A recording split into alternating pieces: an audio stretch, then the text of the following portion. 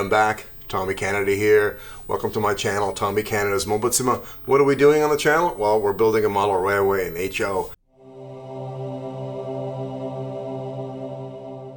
It's been months and months since I've made an English video. I've accomplished a lot. More about that after the intro.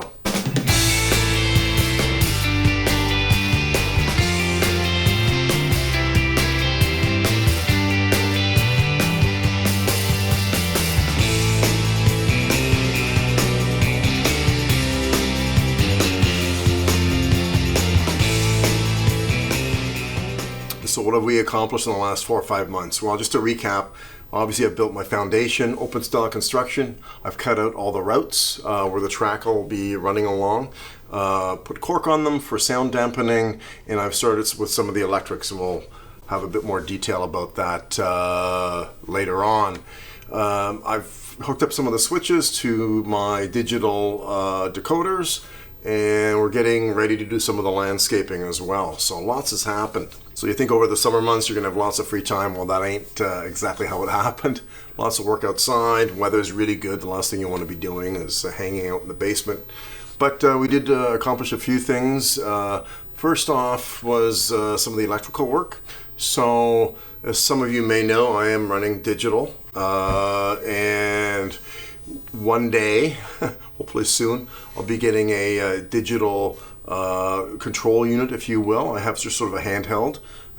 They are pricey, about 1,200 Canadian.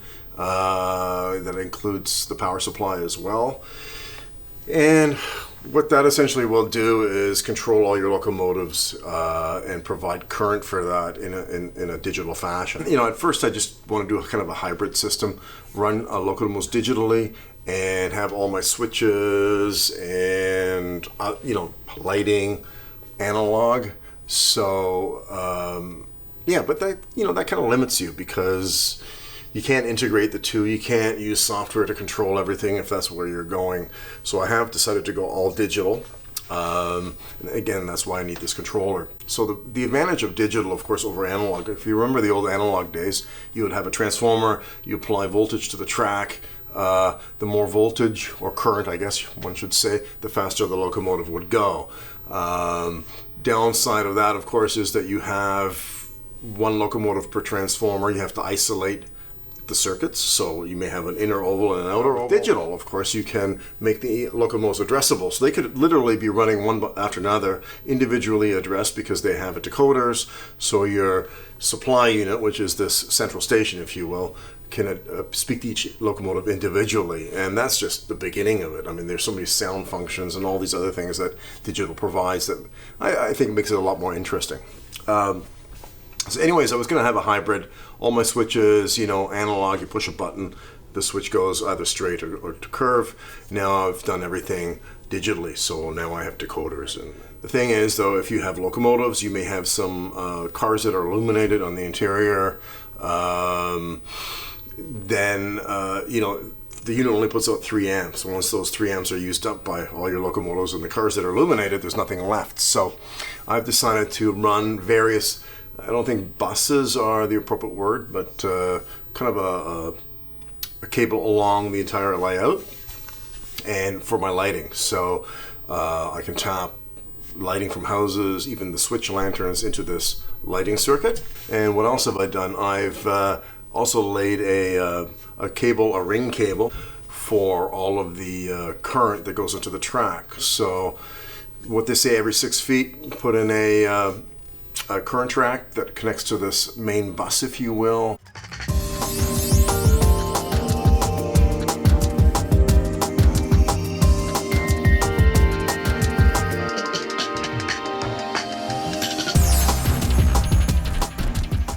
And that way you have even distribution of the digital signal that's emanating from your central controller.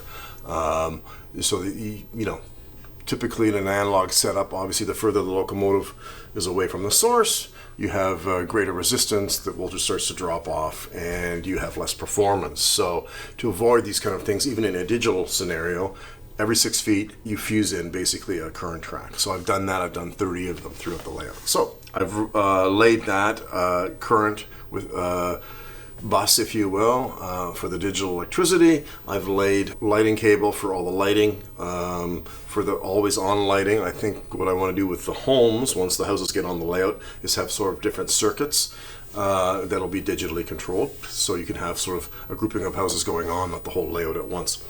And I've also started hooking up some of my switches into the decoder. So let's take a closer look at that. So, for those of you that have been following along, you will know that this is a temporary board. What it did, it allowed me to run some full loops along my layout. It is of course for the railway station. The routes end here and they begin again at the opposite end, but I decided to put this in. Railway station here will have 5 tracks. There's only 4. There's another crossing coming down here that will lead to some sidings, but there's another track here, and the railway station will be at this part and the city behind it. Now, this board, of course, will be replaced by a larger MDF 3/4 inch, and it will go right to the edge of the layout. Hence, we have some of these supports coming in here to cover that off, and this will allow me to build the city streets and everything behind the railway station. Railway station is quite large. It's 70 centimeters large. It may be a little big for this layout even, we'll have to see. It's the Bonn station from the former German capital, and it'll be sitting somewhere like this. So quite large. Won't allow me to put a lot of buildings behind it, but definitely over here in this area. So some of you may be wondering, well, what are these tracks here? These 6. This is a Fiddle Yard. And this is again the beauty of digital. So what it allows you to do, of course, is have a variety of trains running on the layout. So as a train departs the main railway station where it's visible, it runs its course, comes down underneath the board that I just talked about into the Fiddle station. And it can then either keep driving through and come out the other side into the visible area again, or it can just stay here. A different train can depart and run along the layout. And of course you can vary this between 4 trains or 5 trains that you can have sitting here, 6 trains that you could have sitting here. Well, you need 1. So you could have up to like 8 trains running on the layout. Again, depending again how long they are, that may not be overly visually pleasing, but you know, I think you could probably run 3 or 4 trains simultaneously on a layout of this size. What are the next steps? So, more supports coming in. Building the contact tracks in this area, so I can put a lid on this thing, get rid of this thing. And then essentially on this side of the, over here will be a mountain. But what I'm going to do is give you a little sketch right now and show you in greater detail of what's going where. Okay, here's the layout. We're going to start by drawing in the base plate, which will serve as the foundation for the railway station and the associated tracks. It'll most likely be a 4x8 sheet of plywood or MDF, either 1/2 inch or 5/8 inch thick.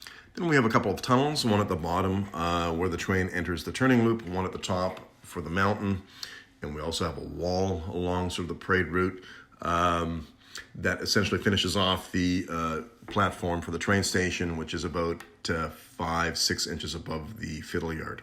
Then the rest gets finished off with a combination of flat pieces of wood and wire mesh that'll go down to our lake. Bit breezy on the lake today, kind of wavy, and at the top, of course, we'll have our lake cafe. And then at the far end, of course, we have our mountain with a couple of tunnels, and this pretty much finishes off the sketch, a bit rudimentary. Just remember, art was never my forte, but I think you get the idea. So here we are at the other end of the layout. So we've got the train station to my left. We've got a bridge here, track coming into the station, track exiting the station. Under the bridge is a road. And the road leads along this cliff here, but there's also a large lake here. So what I've decided to do is make it a bit more rural. I could have built a city here. The other thought, of course, was to build a big mountain here, but I've got a mountain over there. Why do I need a mountain here? So I've kind of gone in as opposed to up with a mountain. I hope the lake turns out okay. It doesn't look like a bowl in the end, but so far so good. I've used a wire mesh that you would use in a screen door as kind of a base. Covered that with paper towel soaked in 3 parts water, 1 part white glue, and I put a layer of toilet paper on top of that as well. The lake is quite large. I plan to have a beach at one end. At this end, I'm going to have a kind of a lake cafe with a terrace that juts out into the lake. I think it'll be quite nice. I've already bought the model from Fuller, so that's the plan. It'll take me a while to build this. I'm also going to have a board at the edge of my layout here, so I can essentially cover the track, so you're not sitting over there running a train and having, you know, the couch in the background of the train, or the rest of my rec room here, if you will. It'll be covered by 6 inches of board and a similar structure, rock structure. So that's more just for the visual.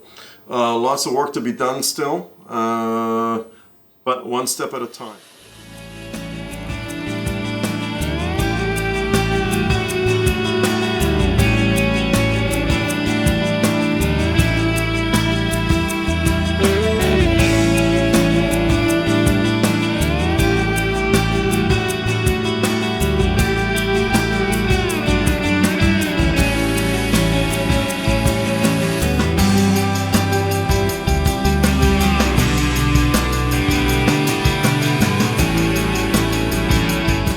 Well, that's it for today.